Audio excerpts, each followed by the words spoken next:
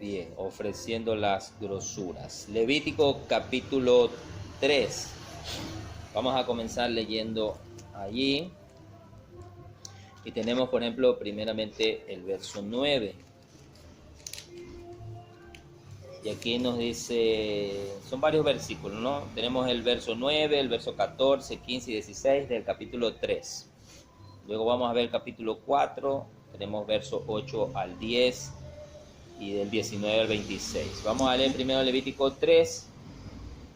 El verso 9 dice, y del sacrificio de paz ofrecerás por ofrenda encendida a Jehová la grosura, la cola entera, la cual quitará a raíz del espinazo, la grosura que cubre todos los intestinos y toda la que está sobre las entrañas. Asimismo los 2 riñones y la grosura que está sobre ellos, y la que está sobre los ijares, y con los riñones quitarás la grosura de sobre el hígado. Aquí en este caso se está refiriendo a la oveja. Y por ejemplo menciona llamativamente la cola, porque hay un tipo de oveja que es de cola gorda, que es la que se criaba en aquellos lugares en ese tiempo, ¿no? Y entonces esa cola gorda acumulaba bastante grasa, bastante pechuga, ¿no? Por decirlo así. Esa cola de ese tipo es un tipo de oveja, que tiene esa cola así. Entonces toda esa cola desde el espinazo mismo debía cortarse con la grosura. Era, como decíamos la otra vez, la grosura tipifica ¿qué? La mejor parte, lo más rico, lo llamativo, ¿no? Cuando el animal está en pie, está vivo, uno lo ve, qué gordo, que está, qué rica esa cola, esas patas, la gordura, ¿no? El verso 14, dije, del capítulo 3, dice, después, en este caso es la cabra, después ofrecerá de ella su ofrenda encendida a Jehová, la grosura que cubre los intestinos, toda la grosura que está sobre las entrañas, los 2 riñones, la grosura que está sobre ellos, y la que está sobre los ijares, y con los riñones quitará la grosura de sobre el hígado, y el sacerdote hará arder esto sobre el altar. Vianda es de ofrenda que se quema en olor grato a Jehová. No sé si ustedes han escuchado, leído en algunas otras partes de la escritura la palabra vianda, ¿no? En este caso, vianda es un plato de comida apetitoso, llamativo. Esta vianda es una ofrenda, la parte del Señor, como leímos en otra parte, ¿no?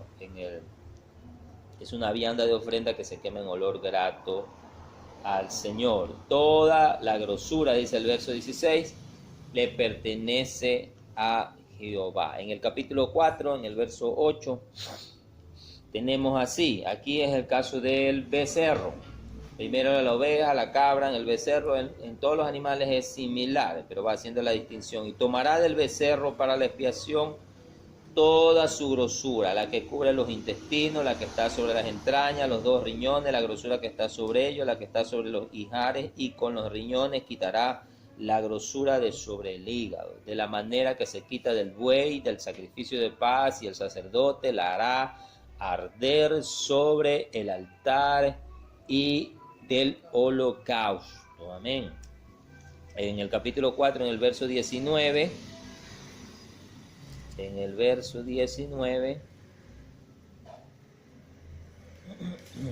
este es otro sacrificio, pero que también incluye un becerro. Y dice, y le quitará toda la grosura y la hará arder sobre el altar. Hará de aquel becerro como hizo con el becerro de la expiación. El primero era el becerro de la expiación, este para otro tipo de sacrificio. Lo mismo hará de él. Así hará el sacerdote expiación por ello y obtendrá perdón, y sacará el becerro fuera del campamento y lo quemará como quemó el primer becerro. Bueno, aquí no explica, ya solamente, como ya lo ha dicho anteriormente, ya uno va entendiendo cuáles son las partes que incluyen la grosura, las que deben separarse para el Señor. El verso 26 Dice, y quemará, este es el caso del macho cabrío, y quemará toda su grosura sobre el altar, como la grosura del sacrificio de paz. Nuevamente implica que ya saben cómo se hace, así el sacerdote hará por él la expiación de su pecado y obtendrá el perdón. El verso 31,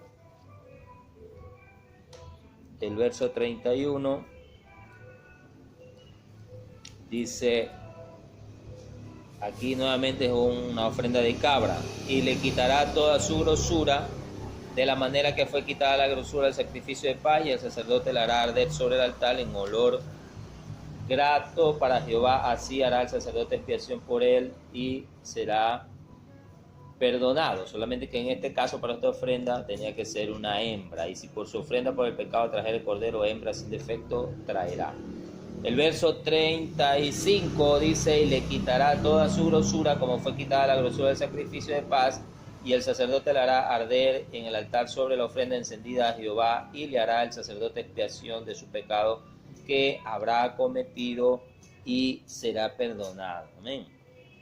Hay muchos más versículos, como les dije, están diseminados en el libro del Éxodo, y aquí en Levítico más adelante, conforme nosotros vamos leyendo los capítulos, nos volveremos a encontrar con pasajes que hablan acerca de la grosura y que determinan que la grosura es la parte que le toca al Señor. Era una parte directa que se quemaba exclusiva para que suba como olor fragante al Señor, ¿no? Ya ustedes, no sé si alguna vez han tenido la oportunidad de oler cuando se quema la grasa. La parte grasosa, la carne grasosa, cuando se quema, enseguida le llega el olor a chicharrón. Aleluya. Bien, como ya en otra ocasión estábamos hablando un poco acerca de eso, y nos imaginamos o tipificamos por qué razón el Señor pide esta parte de la grosura de las ofrendas para Él, ¿no? Una de las cosas primeras que vimos es que las ofrendas, cuando el Señor las impone, Él es el que nuevamente nos sorprendemos por los detalles, con que Dios va explicando cómo debe hacerse el sacrificio, incluso cómo debe lavarse, cómo de dónde debe cortarse, qué partes deben quemarse, ¿no? Qué partes deben ser echadas a las cenizas, ser quemadas en otro lugar, cómo se ha de esparcir la sangre, qué se ha de hacer con los desechos. O sea, una forma muy detallada de cómo hacer el sacrificio. Uno pensaría que matar y ofrecer un animal es algo simple y sencillo. Simplemente degollarlo, derramar la sangre y tirar a quemar el animal, ¿no? No sé si alguna vez ustedes pensaron, cuando se les pasó por la cabeza acerca de los sacrificios, o cuando leyeron los sacrificios, tal vez llegaron a pensar que sacrificar a un animal simplemente era matarlo y tirarlo al fuego, y que se queme ahí el pelo, el cuero, la carne. No. Nosotros podemos ver que Dios, ¿cómo se llama?, explora mucho ese asunto de los detalles, ¿no? No deja nada al azar, no deja nada al pensamiento de los sacerdotes. Toda la obra que ellos van a hacer, Dios la tipifica y la especifica muy bien. Y esto es una tipología, esto trae un significado que luego va a venir al Nuevo Testamento, porque ustedes saben que todos los sacrificios son una tipología de Cristo.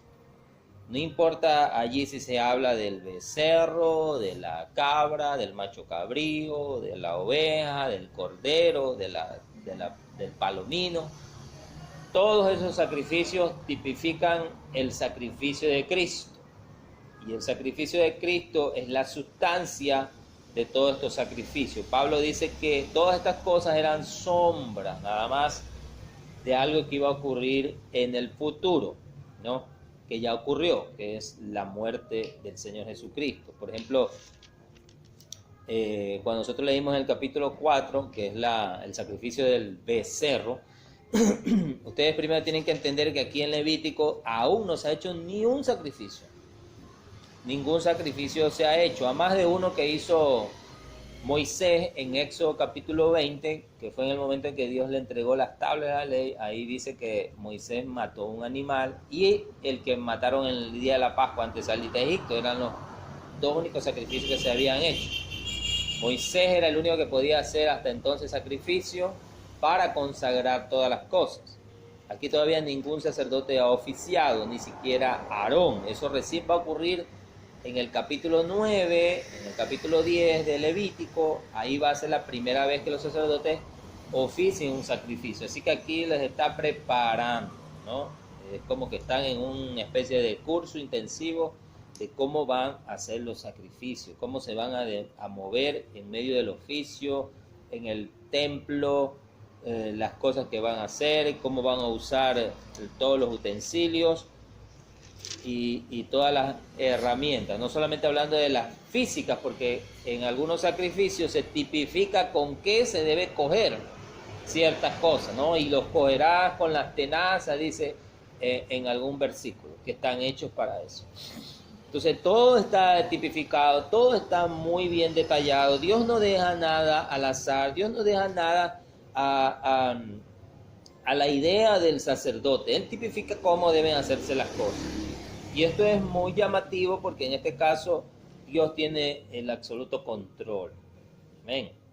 Dios tiene el absoluto control. Si pensamos que los sacrificios han sido establecidos para el perdón de los pecados y para restaurar la comunión, entonces eso nos lleva al concepto en el Nuevo Pacto, en el Nuevo Testamento, de la gracia, en donde se nos dice que nosotros hemos sido hechos salvos por gracia, por el amor y la misericordia de Dios, solo por la fe.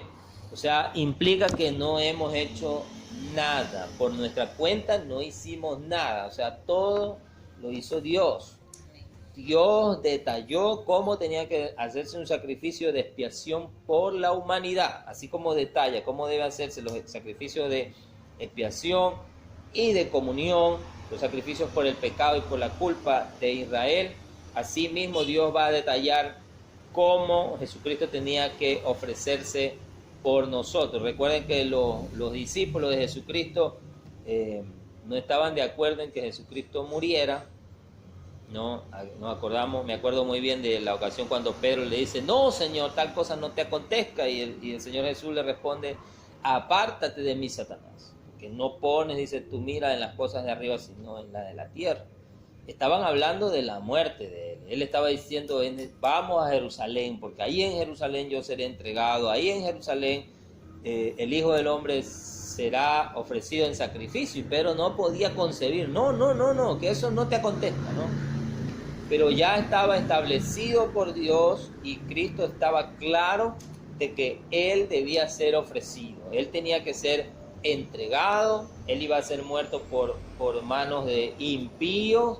Él estaba muy claro en cómo iba a suceder. Él sabía que iba a ser crucificado porque así estaba especificado en la ley. Y había un pasaje en la ley que Pablo lo lleva al libro de Gálatas, en donde dice: maldito todo aquel que muera colgado de un madero. Entonces Cristo tenía que morir la peor de las muertes, la que había sido contemplada en la ley como la de mayor maldición.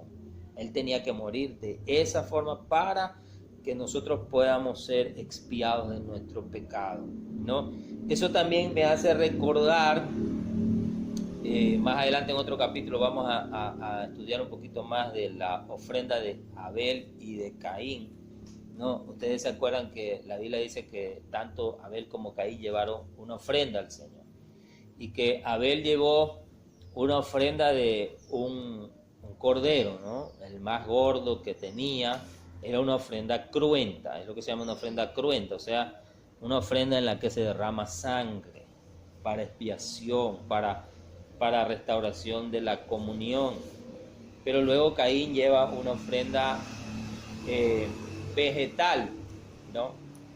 De repente uno podría decir, yo recuerdo que hace mucho tiempo yo decía, bueno, Dios no acepta ningún tipo de ofrenda vegetal, todas las ofrendas tienen que ser de sangre, pero cuando hemos leído aquí las ofrendas vimos que sí hay ofrendas vegetales, ¿no? Hay la ofrenda de harina, ¿verdad? Hay ofrendas comestibles, hay ofrendas vegetales. El punto era el punto era que el punto de que Dios no haya aceptado la ofrenda de Caín, muy posiblemente era porque Caín no la llevaba en los términos de Dios, ¿no? La Biblia no especifica, por ejemplo, si nosotros nos preguntamos por qué llevaron una ofrenda, qué los movió, de dónde salió la idea. Entonces se cree en la posibilidad de que Dios le habló a Adán. Dios le había hablado ya acerca de las ofrendas, del sacrificio. Una vez que el hombre pecó, iban a ser necesarias las ofrendas, ¿no? Por ejemplo, cuando Noé, después del diluvio, lo primero que hizo fue ofrecer sacrificio al Señor. ¿Quién le dijo? ¿En qué parte de la Biblia dice que Dios le pide que haga sacrificio? Nadie, en ninguna parte, pero Noé va y lo hace. O sea, se cree que estaba entendido, que Dios ya les había enseñado desde el mismo Adán que tenían que ofrecer sacrificios cruentos. Posiblemente Caín se rehusó, solo es especulación, pero posiblemente se rehusó a llevar un sacrificio cruento. Tal vez si él hubiera llevado el sacrificio cruento y al sacrificio de oveja le hubiera añadido la ofrenda vegetal, hubiera sido aceptado. Tal vez, es una especulación, pero no lo hizo. Muy posiblemente simplemente quiso hacerlo a su manera y no fue aceptado. Por eso la Biblia dice que Dios vio con agrado el sacrificio de Abel, pero no vio con agrado el de Caín. Entonces ese es el punto. Dios ve con agrado el sacrificio bajo sus términos, no como uno quiere ofrecerlo, ¿no? Y eso implica en este punto que estamos leyendo acerca de la grosura, que Él es el que determina cuál es la parte de Él, ¿no? Ni siquiera en eso el hombre determina decir, Dios, te voy a dar esto, te voy a dar la pechuga, te voy a dar el muslo. No, la grasa, la grosura es la parte de Jehová. Él determina cuál es la parte que hay que ofrecerle a Él. Y dice que esa ofrenda será una ofrenda en olor grato, olor agradable al Señor. Algunas ofrendas para que aumentaran el olor grato, luego de que se quemaban, se les añadía un puñado de incienso. Una vez que el primer olor había sido aceptado, hay una cosa que debemos también entender, y eso lo vamos a ver más adelante. Cuando se hacía correctamente el sacrificio a Dios, la gloria de Dios se manifestaba. Y eso está implícito con lo que hemos visto en los capítulos anteriores, la razón de la ofrenda. ¿Se acuerdan? Una parte, ahorita no tengo yo el apunte, pero lo vimos, ¿no? Se hacía el sacrificio era para la consagración, y la consagración traía como resultado la presencia de Dios, o la comunión, o la manifestación de su gloria, que es lo que, por ejemplo, nosotros decimos, es lo que muchos cristianos quieren ver la manifestación de la gloria de Dios, anhelan que Dios se manifieste, anhelan que la presencia de Dios se haga real. Muchos dicen que en muchos cultos se manifiesta la presencia de Dios, pero bueno, nosotros debemos ver a la luz de la palabra qué es la presencia de Dios y si Dios se ha manifestado, ¿no? Y si Dios se manifiesta bajo nuestros términos o bajo los suyos. Ese es el punto. A veces creo que estamos confundiendo presencia de Dios con cosas que no son presencia de Dios. Entonces, eso es a lo que nos lleva cuando nosotros estudiamos las ofrendas. Cuando la ofrenda se hacía correctamente, la gloria de Dios se manifestaba. Y en el momento que la gloria de Dios se manifestaba, en ciertas ocasiones, como dije, a ciertas ofrendas se le echaba un puñado. Estamos hablando de que el sacerdote tenía que ir con su mano y agarrar lo que más podía de incienso y echarlo sobre el fuego. ¿Qué pasaba? Dos cosas ocurrían cuando se lanzaba el incienso al fuego directamente. El olor subía y se añadía al olor de la ofrenda. Pero la segunda cosa que ocurría es que el incienso provocaba una nube. Al quemarse provocaba una nube alrededor del altar, en el lugar, y esa nube ocultaba, por decirlo así, la gloria de Dios. Era específicamente para que oculte la gloria de Dios, ya que Dios es un Dios que la Biblia tipifica que Él siempre se mantiene oculto, que no se puede manifestar directamente a los ojos de los seres humanos por el bien nuestro. Así que por eso en muchas ocasiones vamos a ver que Dios siempre está oculto detrás de una nube. Entonces, en la tierra, en el servicio de los sacerdotes, el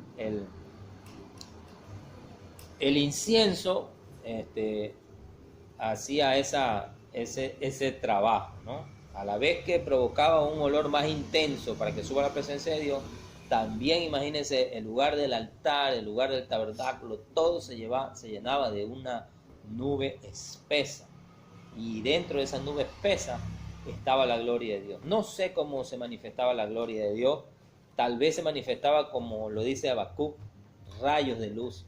Imagínense usted una nube espesa de incienso ocultando el tabernáculo, y de repente usted entre la nube ve rayos de luz. Tal vez a eso tipifica, como le decía la otra vez, cuando la Biblia manifiesta que Moisés descendió del monte y que traía la gloria de Dios en su rostro. Algunos entendían que como chispazos, como rayos de luz salían de Moisés, y entendían que esa era la gloria de Dios, ¿no? Por eso dije, como Habacuc dice, que de sus manos salían, dice Habacuc, rayos de luz, y que ahí estaba escondido su poder, dice, ¿no? Entonces, todo eso ocurría en el proceso de ofrecer los sacrificios. Entonces, como digo, el objetivo siempre era que Dios se manifestara, porque el deseo de Dios desde el principio era habitar en medio del pueblo y que el pueblo habitara en él. Ellos estaban conociendo a Dios y Dios estaba dándose a conocer, ¿no? La primera vez que ellos vieron a Dios, podríamos decirlo, fueron a través de las plagas de Egipto, pero solamente vieron manifestación. Luego, cuando Moisés los lleva al pie del monte, allí ven a Dios de lejos, en la cima. Ven el fuego, ven el humo, sienten el movimiento de tierra, oyen el sonido, se llenan de terror. Ese es el primer impacto de conocer a Dios. Pero el deseo de Dios, la Biblia manifiesta, era Él habitar en medio de ellos. Por eso les hace luego hacer el tabernáculo, y el propósito era que Dios iba a mudar al tabernáculo para habitar en medio de ellos. Ese era el deseo de Dios, vivir en medio de ellos y que su gloria pudiese habitar en medio de ellos, ¿no? El tabernáculo ocultaba la gloria de Dios para que ellos pudieran vivir alrededor de Dios. Pero como dije la otra vez, a causa de sus pecados repetitivos, Dios tuvo que salirse de en medio de ellos. Esa no era la voluntad de Dios, pero tuvo que decirle a Moisés que sacara el tabernáculo afuera del pueblo. No podía estar en medio. Por causa de su pecaminosidad, Dios podía tal vez terminar hiriendo. Pero pensemos en esto, siempre el propósito de Dios ha sido habitar en medio nuestro. Así que Dios ha pensado en otra forma. Lo hizo ahora a través de Jesucristo. Ahora ya no hay un tabernáculo, ahora el tabernáculo es Cristo. Cuando hablamos de iglesia, piensen en esto. Cuando hablamos de iglesia, a veces pensamos en el edificio, en la cruz, en la torre, pensamos en los muebles. No, la Biblia nos tipifica que Cristo es la iglesia. Él es el templo, Él es el arca, Él es el templo, Él es la iglesia, Él es el cuerpo. Él está tipificando la gloria de Dios viviendo en medio de nosotros. Por eso en San Juan capítulo 1, ya lo leímos en otras ocasiones, cuando dice que Él se hizo carne y habitó en medio de nosotros, ¿no? Así dice el pasaje. El Verbo se hizo carne y habitó en medio de nosotros. Es lo mismo que Dios está haciendo aquí. Dios quería descender del cielo, habitar en medio del pueblo, habitar en medio de ellos y que ellos estuvieran en comunión con Dios. Dios quiere acercarnos a Él, quiere acercar a la humanidad a Él. Esto era simplemente una sombra, porque Dios sabía que esto no iba a llegar a buen término. Iba a ser imposible en esta forma el poder habitar en medio de Israel, en medio de la humanidad. Si ya en los primeros años tuvo que salir de en medio del pueblo. Entonces venía la sustancia que era Cristo, para Dios poder habitar en medio de nosotros. ¿no? Ahora nosotros estamos en Cristo, y los que estamos en Cristo, Cristo dice, Dios está en nosotros. Entonces, ya no necesitamos, podríamos decirlo, en realidad no necesitamos estar rogando que la gloria de Dios se manifieste, porque la gloria de Dios y su presencia habita en nosotros. Y eso es algo que sí debemos entender y debemos dejar sentado. ¿Cómo habita la gloria en medio de nosotros? Por medio de Cristo y por medio de su Espíritu. Así habita.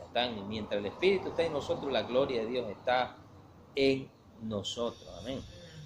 Entonces, vamos a la segunda parte. ¿Qué es lo que creo yo que tipifica la grasa y los riñones? Como decíamos, la parte más rica del animal, la más llamativa, y siempre la parte más gorda, la parte más rica, la más sabrosa, apunta hacia la abundancia. Pensemos en una cosa, ¿no? A veces, aunque nosotros leamos en la Biblia que en aquellos días, pues, más que todo cuando sigamos leyendo Levítico, nos vamos a dar cuenta de las cantidades de animales que se sacrifican, que son muchos. Los sacrificios eran continuos, se hacían casi todos los días, se estaban matando animales. Además, el sacrificio que se llama holocausto, se llamaba holocausto continuo porque debía matarse un animal todos los días, y creo que uno en la mañana y uno en la tarde. Era un sacrificio continuo. El fuego del altar siempre permanecía prendido y siempre permanecía quemando los sacrificios.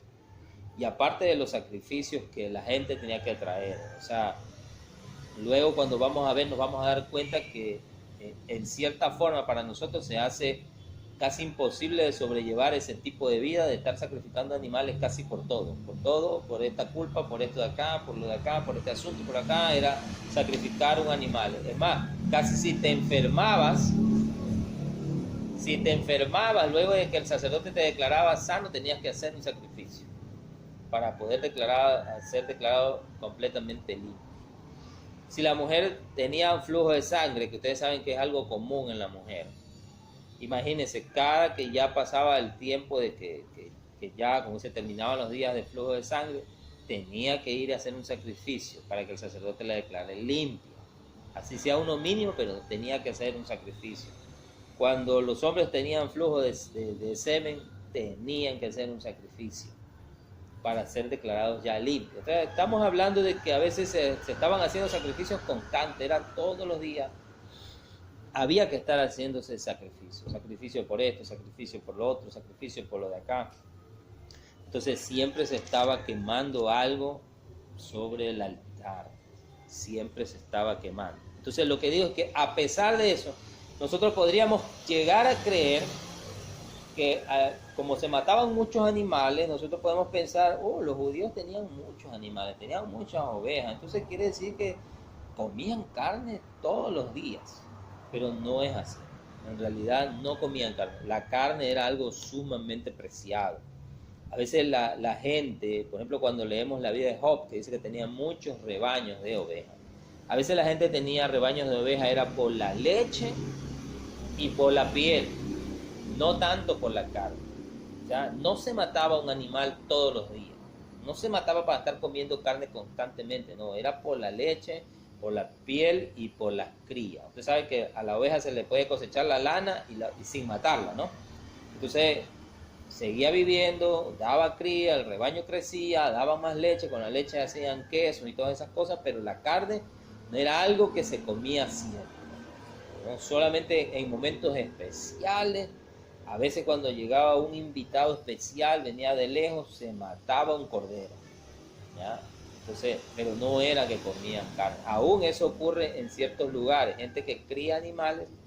Por ejemplo, el otro día veía un documental en África. En África crían animales, creo que son ganados, no sé qué, pero casi no los comen. O sea, sirven para otros propósitos. Decía, hay uno, sirve para cuando te quieres casar, porque tienes que pagar como 30, 40, 50 cabezas de ganado por la dote, ¿no? Pero no es que los crían, uno piensa, wow, esa gente de comer carne todos los días. No, no es cierto.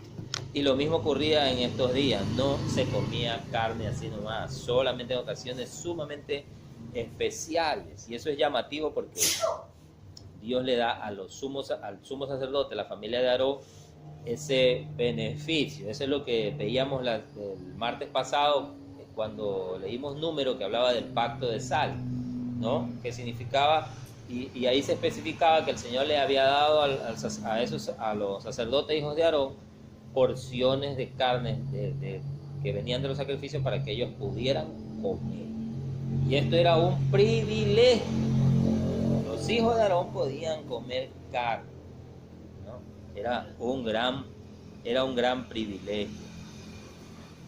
Entonces, la grasa, los riñones, la grasa y los riñones apunta hacia la abundancia. Sí, apunta hacia la abundancia. Donde hay grasa que se ofrecía, apuntaba a la abundancia, a que se tenía mucho, pero era una abundancia en este caso. En el caso de los israelitas era una abundancia que Dios les había dado, ¿no? Dios les había proveído, Dios había hecho posible que tuvieran esos animales, que los animales engordaran. Dios era el que hacía posible, Dios era el que daba la lluvia, Dios era el que daba el pasto que ellos comían, ¿no? Dios hacía que los animales se reproduzcan, fructifiquen y que engorden. Por lo tanto, la mejor parte de ellos le pertenecía ¿a quién? Le pertenecía a Dios, ¿no? No solo le pertenecía al animal más gordo, por eso se exigía que tenía que ser el animal más gordo que se diera. No podías dar, en el libro de Malaquías se hace el reclamo de que algunos sacerdotes en los tiempos de Malaquías estaban ofreciendo el animal más flaco, con la pata quebrada. Y Dios reclama, no, es que las especificaciones demandan de que sea un animal perfecto y de que sea el más gordo de la manada que se ofrezca, porque así se aseguraban de que su grasa sea abundante, sea rica, sea buena, porque era la parte que le tocaba al Señor. Ahora, entonces, vamos a leer en Deuteronomio, en el capítulo 17. Había una tipificación también, y eso lo leímos la otra vez, que así como se prohibía comer la sangre del animal, era prohibido comer la grasa también, porque la grasa le pertenecía al Señor. Así que tanto con la sangre era prohibido comer la grasa. En Deuteronomio capítulo 17,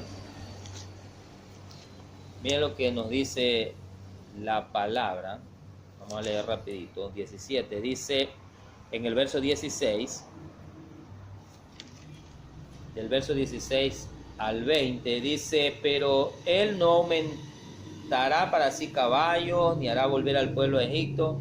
Estas son las instrucciones acerca del rey para cuando Israel tenga rey, con el fin de aumentar caballos, porque Jehová os ha dicho: no volváis nunca por este camino, ni tomará para sí muchas mujeres, para que su corazón no se desvíe, ni plata ni oro amontonará para sí en abundancia, y cuando se siente sobre el trono de su reino, entonces escribirá para sí en un libro una copia de esta ley, del original que está al cuidado de los sacerdotes levitas, y lo tendrá consigo y leerá en él todos los días de su vida, para que aprenda a temer a Jehová su Dios, para guardar todas las palabras de esta ley y estos estatutos, para ponerlos por obra. Y me quedo con esta frase, que ya vamos a intentar aclararla: para que no se eleve su corazón sobre sus hermanos, ni se aparte del mandamiento a diestra ni a siniestra, a fin de que prolongue su día en su reino, él y sus hijos en medio de Israel. ¿Qué está pasando aquí? Dios le está poniendo límites al rey. Él podía ser el rey, él tenía el dominio sobre el pueblo. Sin embargo, el rey no tenía la libertad de aumentar para sí sus riquezas. A pesar de todo lo que nosotros podamos leer, que habían reyes que eran muy ricos como Salomón, esto estaba prohibido. Si no se hacía era simplemente porque ellos no leían la palabra y no se ajustaban a lo que es la palabra.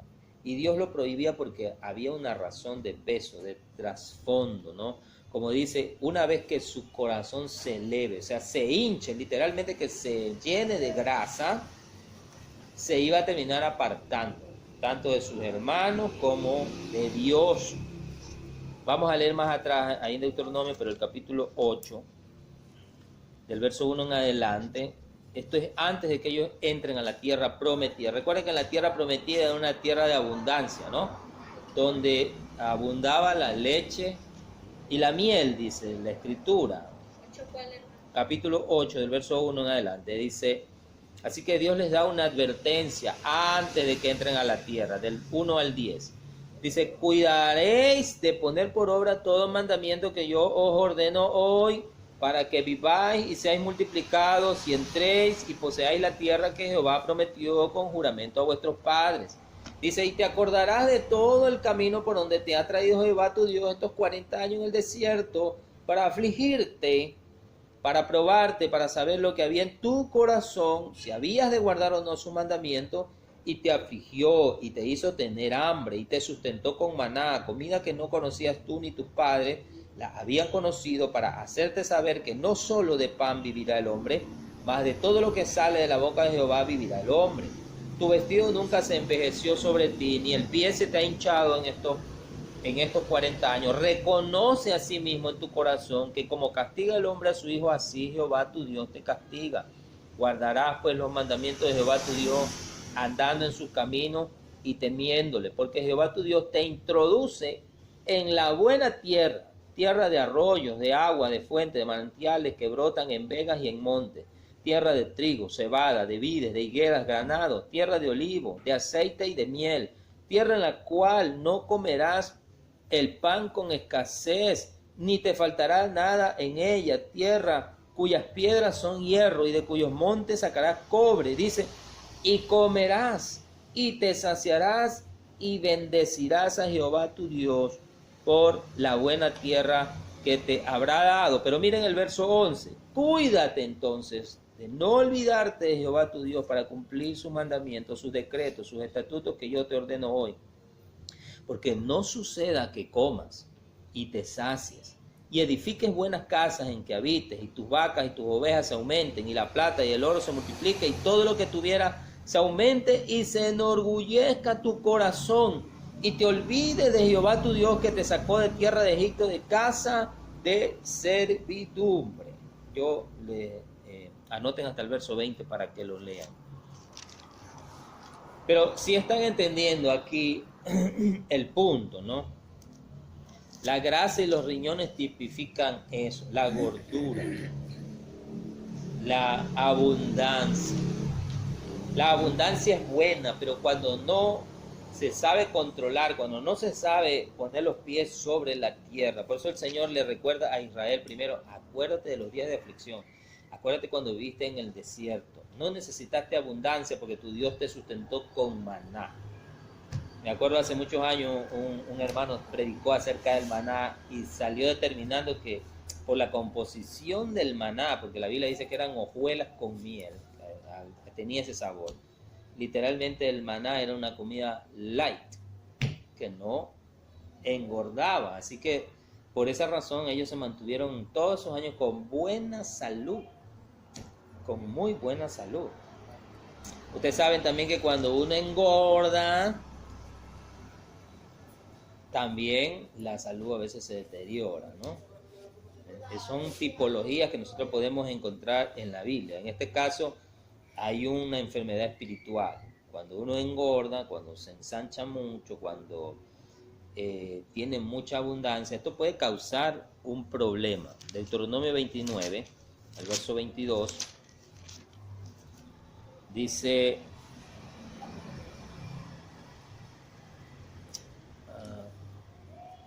a ver, vamos a leer primero Ezequiel. Ya mismo leemos Deuteronomio 29. Ezequiel 16. Aunque no sé cuál debería leer primero, pero vamos a leerlos los dos. Ezequiel 16. ¿Cuándo era que estábamos conversando de...? Ayer era que estábamos conversando de Sodoma, de Gomorra, del valle donde habitaban Sodoma, Gomorra, Adma, Zeboim. Ya. El valle donde estas ciudades estaban era un valle muy verde, un valle de abundancia. Eso es algo que nosotros debemos entender. Estas ciudades eran ciudades realmente prósperas. Por esa razón es que la Biblia dice que Lot puso sus ojos hacia allá. Y esto a mí me llama la atención porque Abraham, a diferencia de Lot, vivía en el desierto. Y Abraham no tenía propiedades. Abraham dependía totalmente de Dios. Toda su riqueza venía a la mano de Dios. Él no necesitaba, ¿no? Por decirlo, Abraham no quería poner su confianza en los pastos verdes. Él no quería poner su confianza en las riquezas de las ciudades. Incluso hay un pasaje más adelante cuando Abraham va a rescatar a Lot y rescata todas las posesiones que le han robado a Sodoma, ¿no? Y el rey de Sodoma le dice, quédate con todo lo que rescataste. Y Abraham dice, no quiero nada de tus posesiones para que no vayas a decir yo enriquecí a Abraham. Abraham estaba completamente decidido a depender de Dios. Pero Lot, como hombre, se dejó engañar, dijo, no, ahí yo puedo prosperar. Él no iba a depender de Dios, él iba a depender de su esfuerzo, iba a depender de lo que haya. En el capítulo 16 de Ezequiel, aparte de que nosotros sabemos ya cuál fue el pecado de Sodoma, aquí se estima cuál fue el pecado de Sodoma y de Gomorra, aparte de la lujuria y la depravación sexual, dice el verso 49, dice así el profeta Ezequiel, dice, he aquí que esta fue la maldad de Sodoma tu hermana. ¿Qué dice? Soberbia, saciedad de pan y abundancia de ociosidad tuvieron ellas y sus hijas. Y no fortaleció la mano del afligido y del menesteroso, y se llenaron de soberbia, y terminaron haciendo abominación delante de mí, y cuando lo vi, las quité. ¿No? Aparte de la lujuria, o sea, el pecado de trasfondo fue esto, tuvieron demasiada abundancia. Eso los llevó a la ociosidad, eso los llevó a regocijarse en su abundancia, como no pasaban trabajo para cosechar, para la riqueza, terminando convirtiendo su tiempo de ocio en tiempo pecaminoso. Eso los llevó a la lujuria, a la depravación. Entonces, este es el trasfondo de la abundancia. Cuando hay demasiada abundancia y no se la sabe controlar, se puede terminar en mal camino. Esta es la advertencia que Dios le dio a Israel, que la leímos ya en el libro de Deuteronomio. Ahora vamos a leer así el capítulo 29 de Deuteronomio, el verso 22 al 24. Aquí Dios les recuerda, Deuteronomio capítulo 29, verso 2 al 24. Aquí Dios les recuerda lo que pasó con Sodoma y dice, y dirán las generaciones venideras, vuestros hijos que se levanten después de vosotros y el extranjero que vendrá de lejanas tierras, cuando vienen las plagas de aquella tierra y sus enfermedades de que Jehová le habrá hecho enfermar, azufre y sal, abrazada toda su tierra, no será sembrada, ni producirá, ni crecerá en ella hierba alguna, como sucedió en la destrucción de Sodoma y Gomorra, de Adma y Seboín, las cuales Jehová destruyó en su furor y en su ira. Más aún todas las naciones dirán, ¿por qué hizo esto Jehová a esta tierra? ¿Y qué significa el ardor de esta gran ira? ¿No? Entonces, aquí Dios está dando una advertencia de que su pueblo no caiga vaya por el mismo camino, ni termine cayendo en el mismo pecado de Sodoma y Gomorra, porque eso atraerá sobre ellos, ¿qué cosa? La misma destrucción. Los demás preguntarán, ¿qué pasó? Esta tierra era abundante, era fértil, pero ¿qué pasó ahora? Están sembradas de sal, dice Sodoma y Gomorra. Ahora nada vive, nada brota. Y la ira de Dios vino contra ella. Entonces preguntarán, ¿por qué la ira de Dios vino contra su pueblo? ¿Qué significa esto? ¿Cuál es el significado de estas cosas? Entonces, la grosura del animal, que estaba especificada para que sea la parte que se ofrecía a Dios, tipifica esto, amados hermanos, ¿no? Lo mejor de nosotros, lo mejor de nuestra abundancia. Nunca podemos olvidar que nuestra abundancia, cualquier cosa que nosotros tengamos, viene de Dios y lo hemos recibido por su gracia. No podemos caer en el pecado de olvidarnos de los tiempos de necesidad, especialmente de esos tiempos de necesidad cuando fue la mano de Dios la que nos sostuvo. Amén. ¿Cuántos se acuerdan de esos tiempos de necesidad en la que ha sido la mano de Dios la que nos ha sostenido, no nos ha dejado morir, ¿verdad? Pero luego cuando vienen los tiempos de abundancia, de repente nos olvidamos de eso. Que no nos pase. Por eso se exigía que en el sacrificio, ¿qué se llevara? Lo más gordo. Tal vez uno decía, ese gordito es el que me lo voy a comer yo. No, lo más gordo era para el Señor. Lo mejor, lo que tipificaba nuestra abundancia, así les hacía recordar a ellos que esa abundancia venía de Dios, que era Dios el que la permitía, que era Dios el que se las daba con mucho amor, de todo corazón, pero que no podían ellos aferrarse a ella, le pertenecía a Dios, no podían volverse locos por esa abundancia. Entonces, esa abundancia nos tipifica, como leímos nosotros en el libro de Ezequiel, la apatía, la ociosidad, el que me importismo, la negligencia, el alejamiento de Dios, incluso la apostasía, que es lo que le ocurrió a Sodoma y Gomorra. Cuando uno cae, cuando una persona, cuando un creyente cae en estos pecados, porque es pecado de apatía, de ociosidad, de que me importismo, cuando tiene abundancia. Porque ciertamente cuando pasamos necesidad no estamos en apatía, ahí estamos rogándole a Dios, Dios, acuérdate de mí, Dios mío, todos los días, Señor, ten misericordia. Padre, ¿y ahora qué vamos a hacer? ¿No? Estamos en una constante comunión con el Señor, pero cuando hay abundancia, a veces caemos en la apatía, en la ociosidad, en el que me importismo, porque ahí estamos bien. Y entonces nos olvidamos y podemos caer incluso en la apostasía y el alejamiento de Dios, ¿no? Podríamos decir que la gordura, la grasa, es la sustancia que alimenta el pecado dentro de nosotros. Por eso Dios le exige, dámela a mí. Esta es mi parte. No te la comas tú, esta es mi parte. Y está prohibido que nosotros nos alimentemos de esa parte. No digo, Dios nos da el sustento, Dios nos da todo lo que nosotros tenemos, Dios nos lo da. Pero no podemos aferrarnos a esas cosas y olvidarnos por qué razón Dios nos la da. Y también que así como hay tiempos de abundancia, también volverán los tiempos de necesidad. Entonces, imagínense una persona que en los tiempos de abundancia se olvida de Dios, pero luego vienen los tiempos de necesidad y lo va a buscar a Dios, ¿no? Es algo incoherente.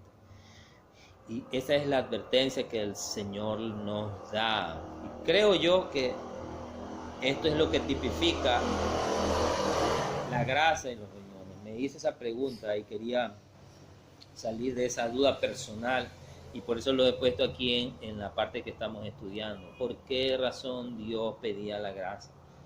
¿Por qué pedía los riñones? ¿Por qué pedía la grasa? Porque a veces cuando uno ve esos órganos veo como unas bolitas de grasa que están ahí alrededor. Usted las ha visto, ¿no? Cuando son animales chiquitos, ¿no? Me imagino que los animales grandes como la vaca, el becerro, la oveja gorda, esos bultos de grasa han de ser mucho más grandes. Normalmente uno no se come esas cosas, ese tipo de grasita. Otro tipo de grasa es la que nosotros nos comemos. Pero aún así toda esa grasa el ser humano la utiliza, ¿no? No la desperdicia. Entonces la pregunta era, ¿qué tipifica eso? ¿Por qué Dios exige esa parte? ¿Por qué prohíbe que el pueblo se la coma a ellos? Y esa es la parte del Señor. Y creo yo que a la luz de la palabra es lo que significa y por qué Dios le exige para él. Escuchaba a un predicador, creo que era anoche, no recuerdo, sí, anoche, en la radio mientras no había luz. Y mencionó por un momento el sacrificio de Abraham y de Isaac, ¿se recuerdan? ¿No? Y él decía, Dios es un Dios celoso. Cuando Dios te da algo bueno, pero luego tú amas más eso que Dios te da, más que a Él mismo, entonces Dios te lo pide. Y él decía, acuérdate de Abraham, cuando Dios le pidió a Isaac, ¿cómo le dijo? Dice, dame a tu hijo al que amas. Dice ya, y si uno lo pone en contexto, tal vez uno puede escuchar un tono celoso, ¿no? Dame a tu hijo al que amas, ¿no? Tal vez Dios quería probar, y claro, Dios quería probar si Dios lo amaba, si Abraham lo amaba a Dios más que al hijo que amaba, o a la final terminaba amando más al Hijo que tanto deseó que al Dios que se lo dio. Entonces Dios nos da muchas bendiciones.